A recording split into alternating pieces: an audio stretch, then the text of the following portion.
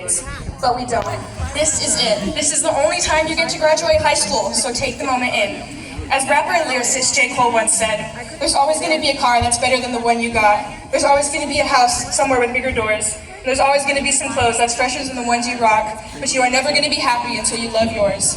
This is a reminder to never compare your life to someone else's, because comparison is truly the thief of joy. Take every chance and opportunity you have and pursue it to the best of your ability, and never take anything for granted, no matter how small.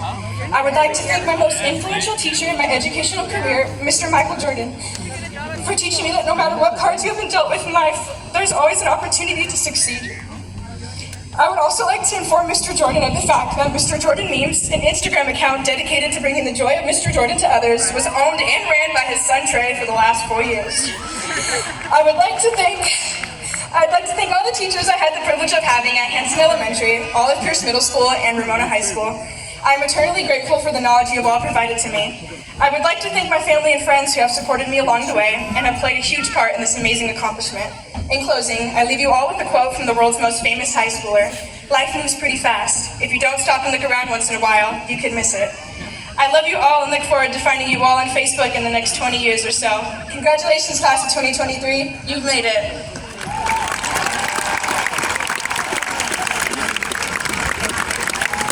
Before we proceed with the issuing of diplomas, we will be privileged to hear from a few of our senior classmates. This year, we ended with a tie for class salutatorian. Fortunately, we will get to hear from both of these exemplary students, Titus McPherson and Devin Fulgham. They will then be followed by our senior class valedictorian, Leah Brown.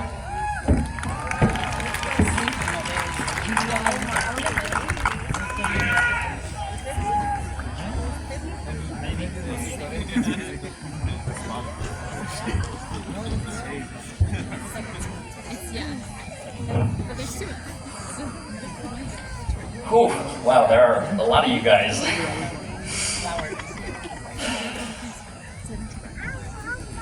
First and foremost, congratulations to all of you guys for making it to the finish line.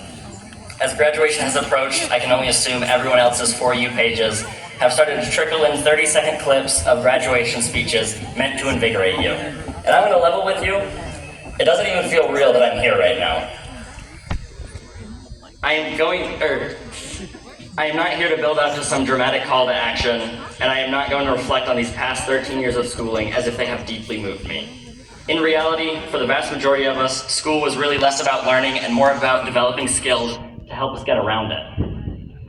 It teaches us diplomacy and people skills to ensure you have to do as little work as possible. You have to be able to talk, think critically, and come up with a solution or innovation to either persuade or fool your teachers. Sorry, guys.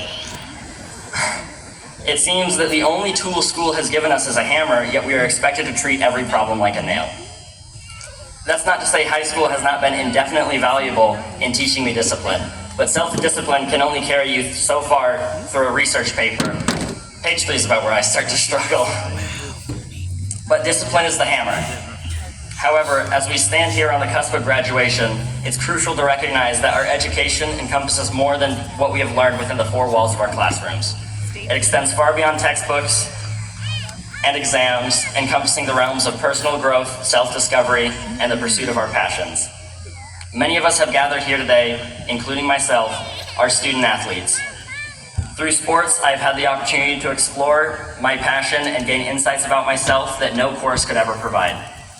But even if you aren't involved in athletics, there are countless ways to relate, whether you've delved into auto, welding, band, computer science, or any other avenue of interest. School has given us each an opportunity to explore our passions and discover who we truly are. I raise these points to emphasize the fundamental truth, that every single one of us is different. We each possess a tapestry of experiences, passions, and dreams that make us who we are.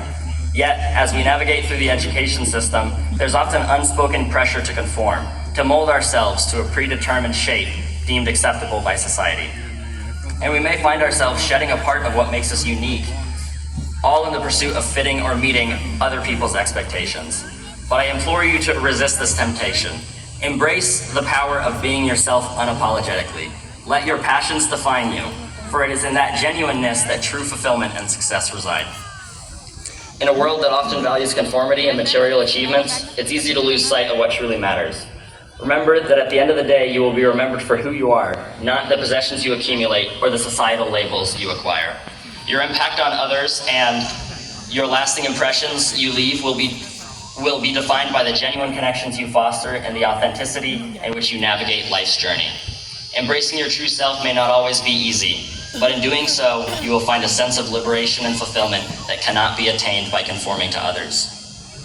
Take it from me, I've been fighting to maintain my identity, and I am far from the ideal student, as I'm sure many of my teachers can attest.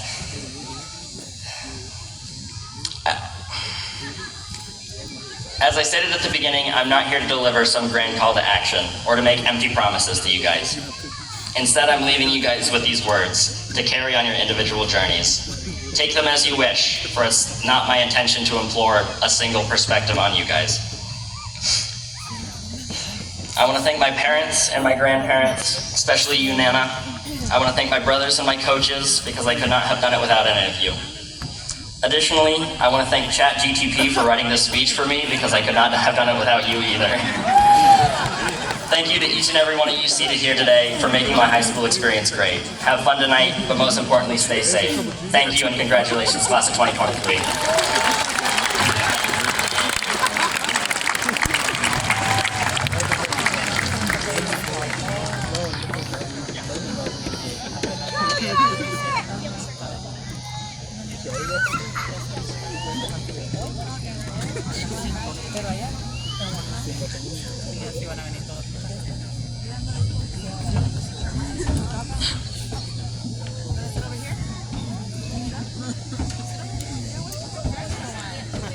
Hi everyone, thank you for that introduction, Sophie.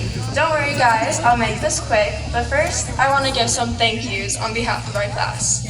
Thank you to all of our faculty and teachers, except whoever decided to close all of the bathrooms the first and last 10 minutes of class. Thank you to all of our family members and relatives in the stands, except those of you who haven't given us graduation money. And finally, thank you to all of our friends for making the past 4 years special, except the friends that forget to Venmo you after dinner. Sophie, you still owe me from Noodle House. Just kidding. Sort of. I think we've all been told the same misconceived idea that after tonight, our lives are practically over. Sitting here tonight, we all feel the pressure of our futures. Since kindergarten, we've been asked, what do you want to do when you grow up? And for most of us, that answer changed every couple years or even months. After being asked the same question for 13 years, we're expected to finally have an answer. We're expected to know exactly what to do, where we're going, and what we want to do for our entire lives. But who really knows? The era of fun and discovery doesn't end here. We still have so much more to learn and to grow. Our 20s aren't meant for settling into a boring 9 to 5. They're meant for trying new things, making mistakes, learning about yourself, and finding your passion. Maybe if you go to that college party, even though you really should be studying for that chemistry exam, you'll meet the love of your life. Maybe you'll get the dream job if you just apply for the second time, or the third, or even the fourth. Maybe you'll fail chemistry, change majors, and discover a new interest. Maybe you'll get stuck in traffic, miss that important work meeting, realize you hate the city, and then move to Australia to become a pro surfer. The world is full of maybes, so why settle? After spending 4 years surrounded by the same classmates, you get to know people. You get to know how Dustin Walter is always munching from his bottomless lunchbox during class.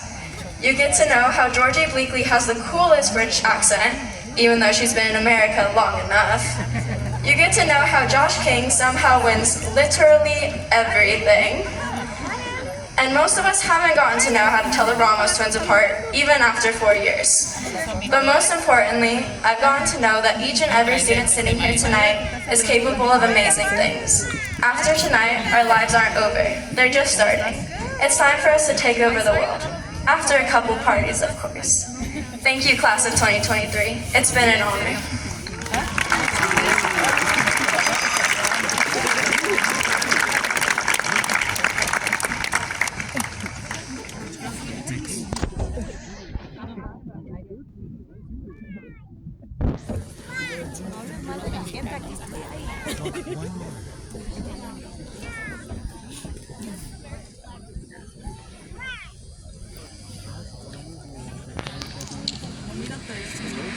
like to begin by saying you're welcome to all the people I told I might give this speech in a song. I have decided against it, which is probably for the best. The last time I sang in school was in our AP Lit last day before Christmas assignment. I'd like to make the first of a long list of thank yous to Georgiana Bleakley and Savannah Crenshaw for spitting some banger bars with me. I did also sing for my French 3 final, which was a test I dreaded entirely, but knew I shouldn't have thanks to my incroyable professeur, Madame Femme. I'm sorry I didn't take French 4, but my cats needed lots of attention. I think I might jump to that idea, singing, a little too often and a little too quickly for my own good. I appreciate all my family members out there in the audience, Uncle Jim, Aunt Jennifer, Amanda, Elise, Tanya, Alex, Ricardo, Rebecca, Dad, and Mom, and others to which this applies, for putting up with my little performances and songs. I think it's all been leading up to this, although the audience is a little more daunting. Thank you, Dad, for getting me into piano and always encouraging my musical interests. Thank you, Mom, for helping me practice this speech, filming all my musical escapades, and being a rational brain through all of my irrational stress. And thank you, Rebecca, for driving me to all my soccer practices at the expense of your afternoon naps. Sorry for waking you up. I'd like to make another apology to the girls' tennis team. I had thought about joining my junior year and practiced all summer, but I decided in the end not to join because my friends bailed on me. Thank you, Leela Cripps. I'd like to thank her again, less sarcastically this time, for playing club soccer with me since 6th grade. It has been an incredible experience, learning, advancing, and getting stronger as players and as people. Thank you, Coach Pete, for being one of my first good coaches and making me a better player than I could have been. I can now throw a Cruyff like it's nobody's business. Thank you, Cheyenne Cavanas, for joining our team. You are an unstoppable force and show no mercy. Maddie Munoz, for strengthening my defensive skills and beating me and Erica Godinez in trash and AP stats. And Phoebe Slade for keeping me on my toes, always.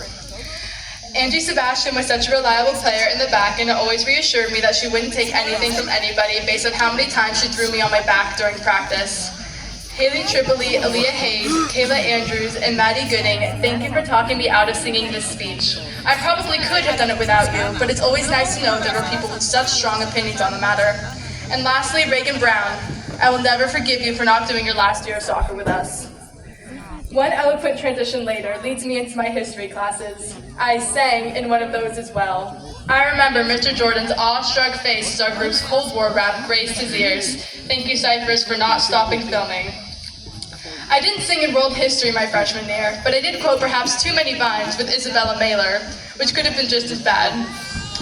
I also didn't sing in AP Gov this year. Of course, I don't believe there was any time to do so, as Miss Brainerd was relentless in her vocab and required cases, of which Savannah, Sam, and I divided the learning of those topics equally, always. Thank you, Miss Brainerd, for pushing us and for being incredibly supportive through this last crazy month. I forgive you for making me cry those few times. Lastly, I'd like to apologize to Mrs. L. You deserve better than us. I'd also like to apologize to Miss Mailer, Miss Canfield, Miss Jones, and any other teachers who had to try and decipher my awful handwriting. And I promise that I read all of our required books and legitimately enjoyed them as well, except of Mice and Men. I'm sorry, but that book was the worst. Something else that was the worst was having to learn math in those cohort groups. Sorry, Mr. Shy, but I would be lying if I said I remembered the unit circle or those trig graphs. But not all math sucked. For example, I'd like to thank Ms. Hernandez for letting me choose my seats so I can make a Perry the Platypus graph with Autumn, Leela, and Savannah. And thank you, Autumn, for being the one true trapezoid hater, much to the despair of Mr. Newell, and acting as my muse to make those shirts for you, Kenna, Lucille, and Faith. It was a lot of fun and made my year. And now I know how to make t-shirts, so there's that. You know it's just as fun as t-shirts? E. coli. That's what Ms. Gagnon would say anyway. And to be fair, that E. coli lab with the bioluminescent bacteria was one of the best. Fun labs also persisted in chemistry, where we literally played with fire. Thank you, Ms. Seiler, for that inspiring back-to-class lab, and Paige Lefevre for being an amazing and reliable partner. Another great partner I had was Lucille Carrizales, whose ideas about our roller coaster project and physics video were unmatched. Thank you for sticking with it through all of our mental breakdowns, and I will never forget and prayer. I didn't have a partner for a large part of ACE, however. Yes, there was Bryce Royden, but I'm pretty sure he just found me super annoying. But that was my favorite class last year, and I believe it was because of Ms. Granquist and her combined passion for environmental science and for teaching it. I found every topic super interesting, and I'd like to thank her for inspiring my interest in pursuing a major in this subject, something I'll be doing next year at Western Washington University. Your instruction was integral to my decision, and I'll be singing your praises for years to come. You know, thinking about it, singing might not have been all that bad.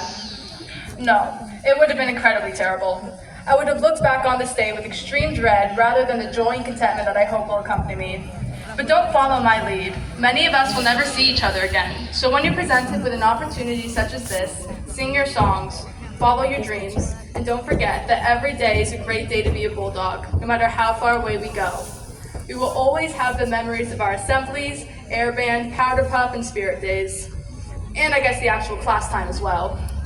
I'd like to say one last thank you and goodbye to RHS. Peace out, Bulldogs.